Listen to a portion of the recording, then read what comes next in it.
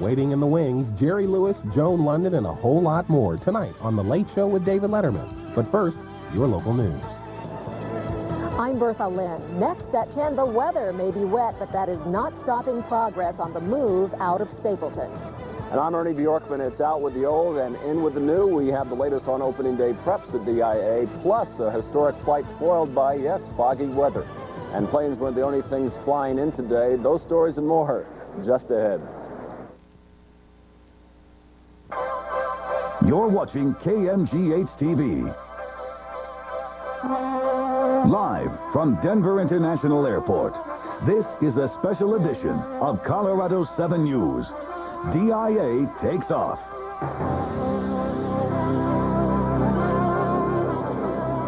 The end of an era. Farewell flights tonight mark the end of Stapleton International Airport. It officially closed at 9:39 tonight. While in bad weather, the move is on now to get DIA up and running by early tomorrow morning. Good evening, everyone. We're joining you live tonight from Denver International Airport. Our makeshift studio is located right in the heart of Jeppesen Terminal. It is now just a matter of hours before the new airport officially opens to the public. And soon the area around and below us will be bustling with arriving and departing travelers. Things are still fairly quiet inside right now. The real action is still outside tonight, where the massive choreographed move from Stapleton to DIA continues at this hour.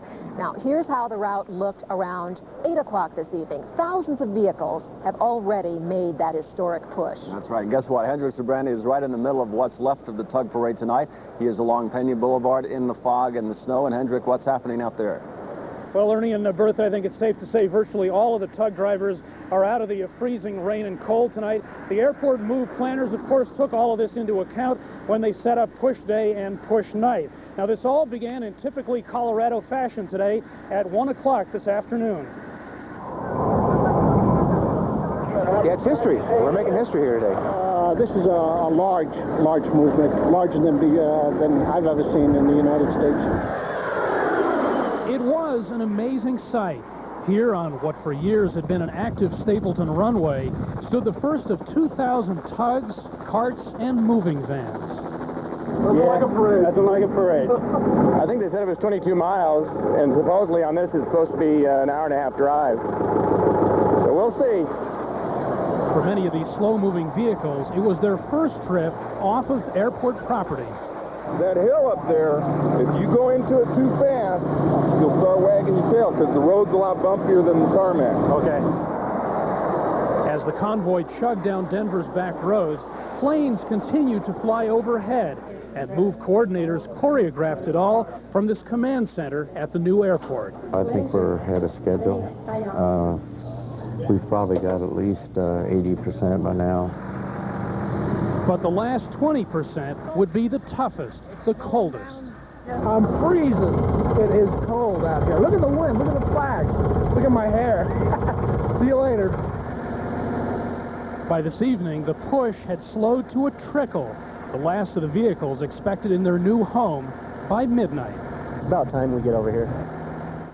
Yes, it is. It was 60 degrees earlier today. Now it's a lot less than that. Occasionally we'll see a tug over our shoulders here.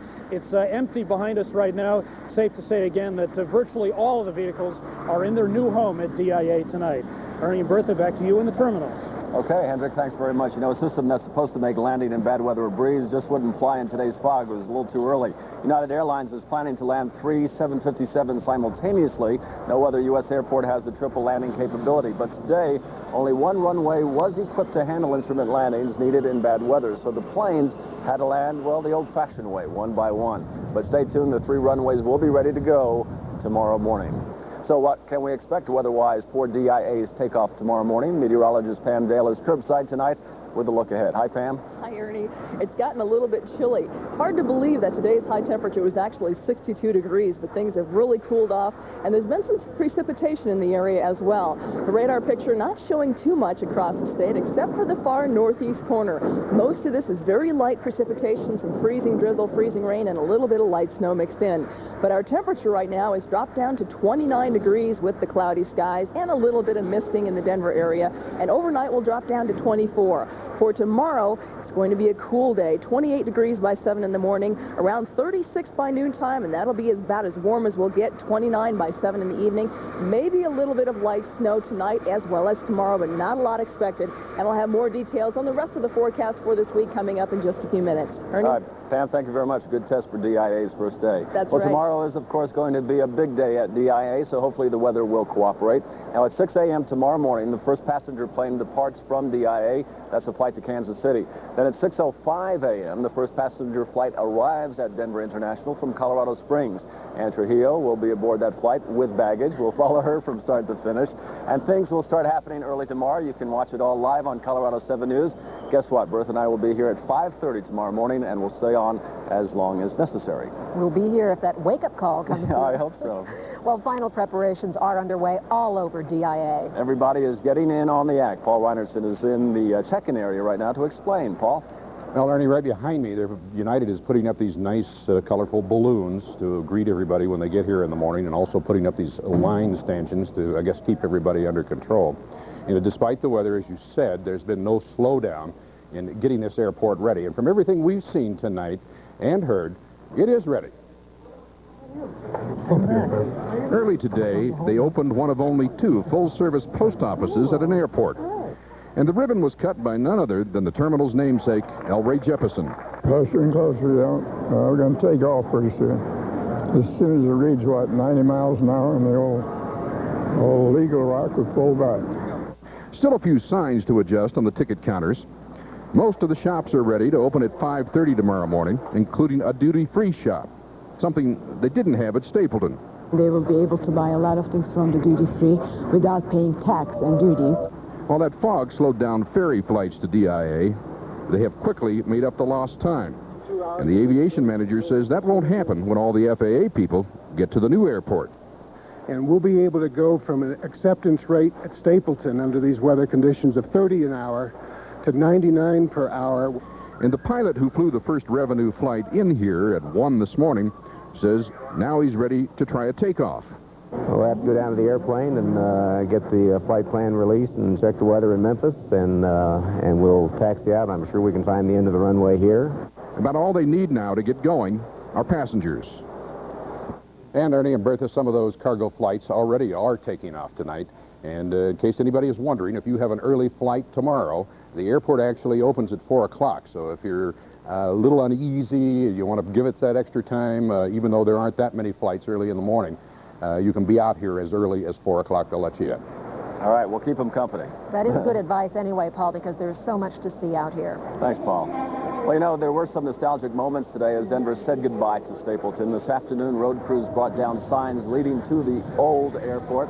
This one stood at I-70 in Monaco. Now, that should help minimize any confusion for you travelers who may have to come out here in the next few days or weeks. Some travelers made history tonight. They were on the last flight out of Stapleton. They didn't take off into the sunset. Rather, they taxied into the night for a 9:41 takeoff. After midnight, all air traffic will be routed to DIA, and soon all of Stapleton's runway markings will literally be history. Now, folks gathered all day near Stapleton to hear the engines roar one last time.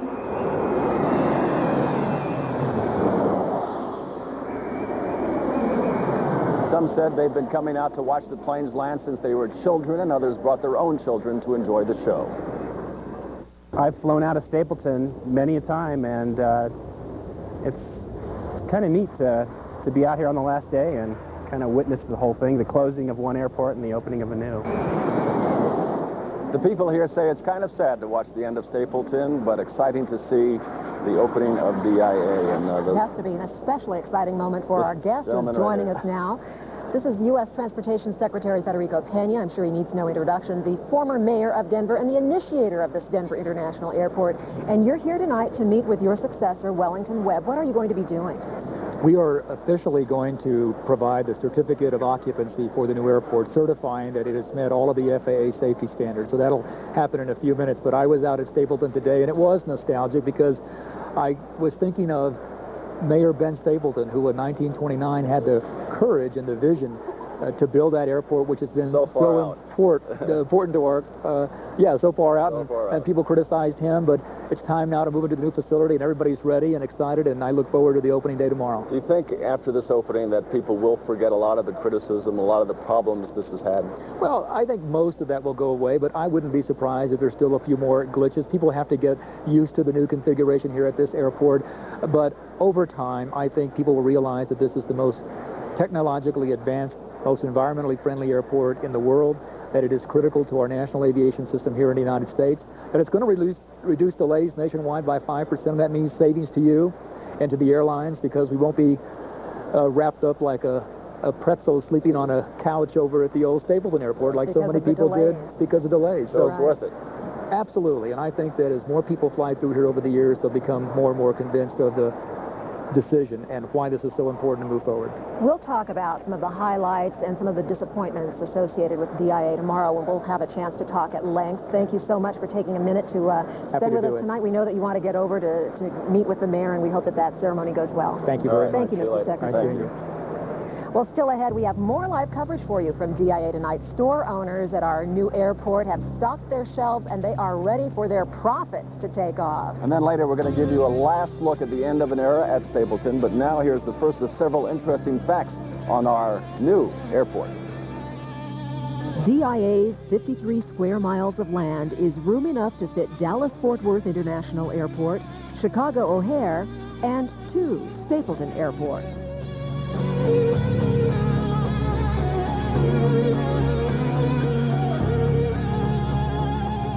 Hello, I'm Ann Trujillo. And I'm Russ Spencer. Tune in tomorrow morning for complete coverage of the new airport's opening. We'll be at DIA Live starting at 5:30. We'll see you tomorrow.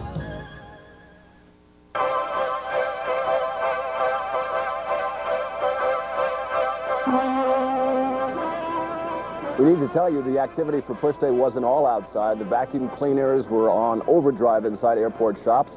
Vendors attacking the last specks of dust in preparation for tomorrow's arriving passengers. That's collected over about a year. Passengers aren't the only ones descending on Denver International. Reporters and television crews from all over the world have already landed at our airport, and they have quite a bit of baggage, including cameras, cables, and a lot of big production trucks.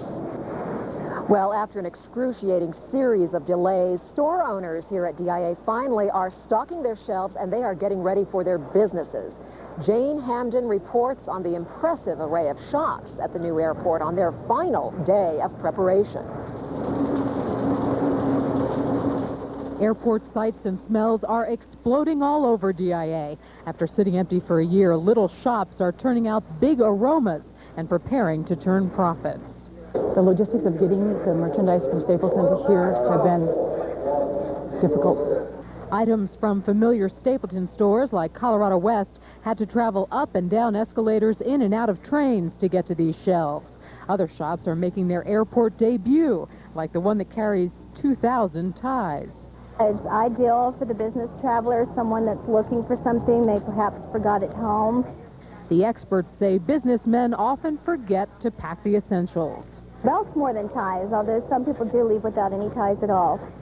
And if you forget the shampoo, there's a place for that, too.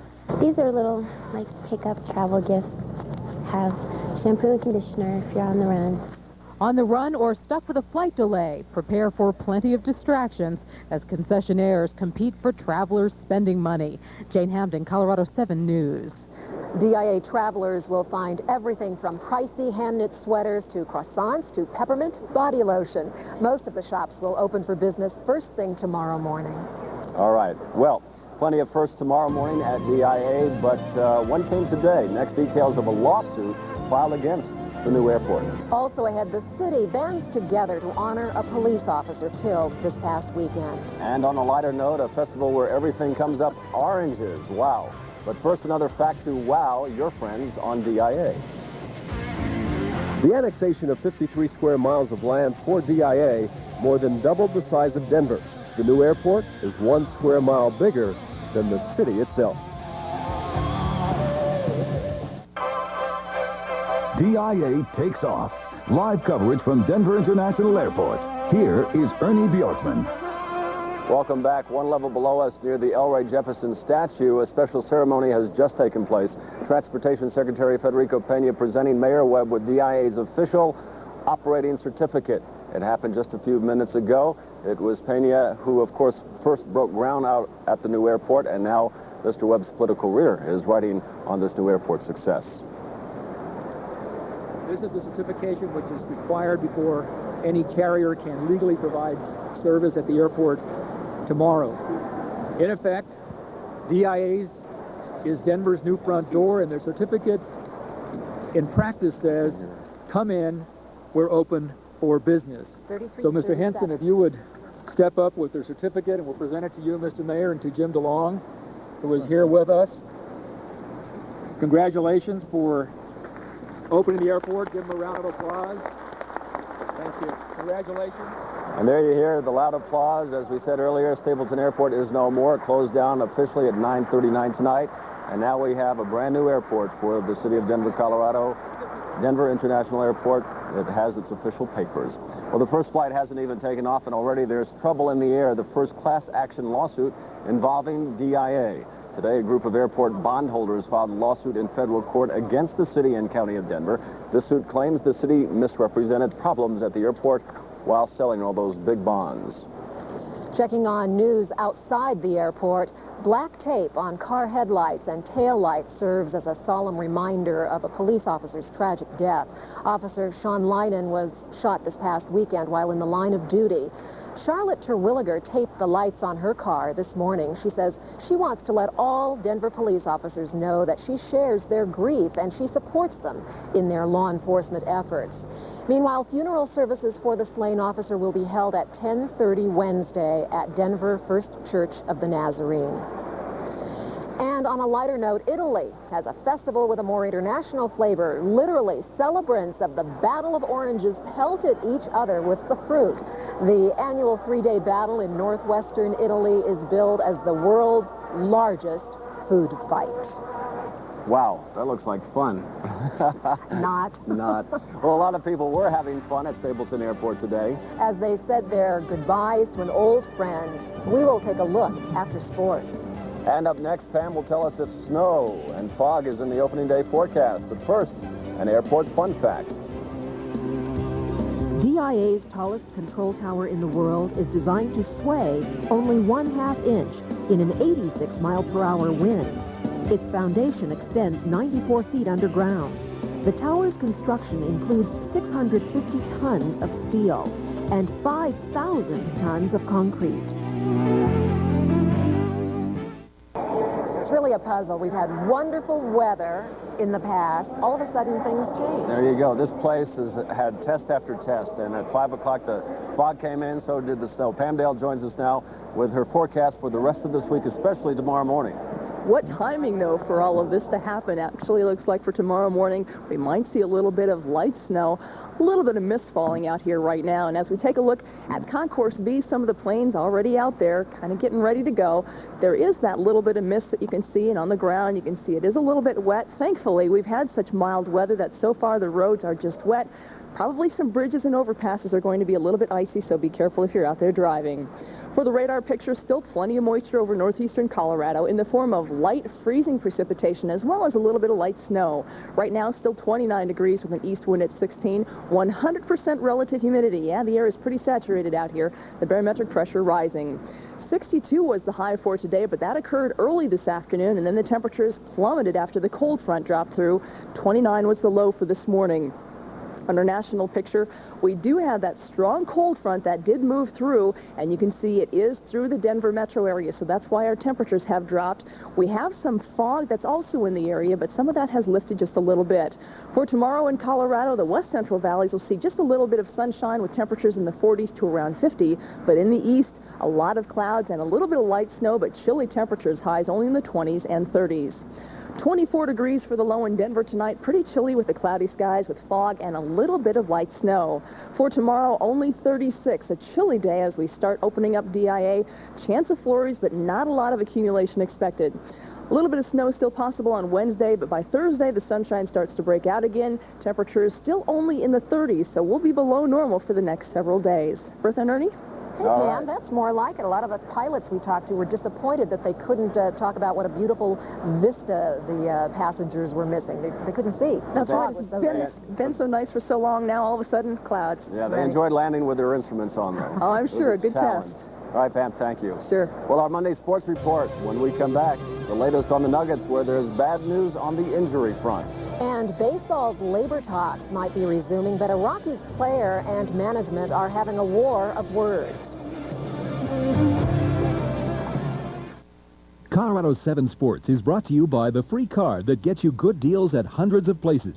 Your value card, it gets you more. And as you might have guessed, it is time for sports. That's right. Let's head back to our Colorado 7 studios. Jeff Passolt is in the Sports Center tonight. Miss you, Jeff. Yeah, well, I miss you, too. I want you to know you guys are doing a great job out there. And don't worry, we've been holding down the fort for you here. So it'll be in great shape when you get back here in a couple of days. Baseball's owners and players, well, they say they need a deal by Sunday in order to save the baseball season. Today, they resumed talks with the players, hoping to make it happen. So back to the bargaining table, this time in Scottsdale, Arizona, where both sides are at least still sounding optimistic. But as the strike enters its, well, it actually hit its 200th day today. Baseball's labor battle has produced a war of words for the Rockies.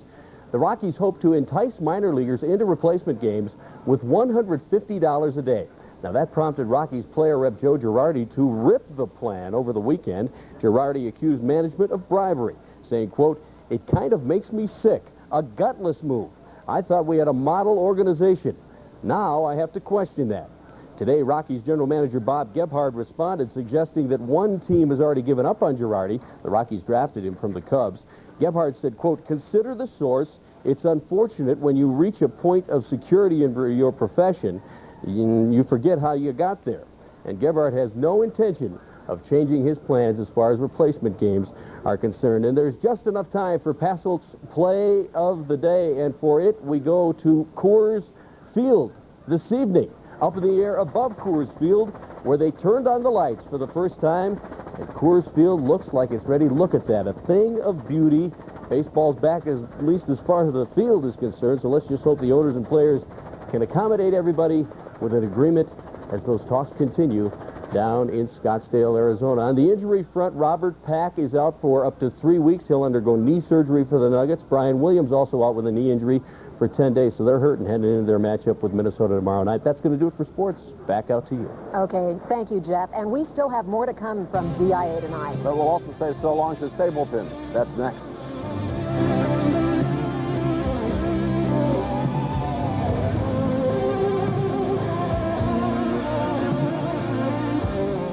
Listen for Pam Daale's forecasts on Hot New Country, FM 98.5 KYGO.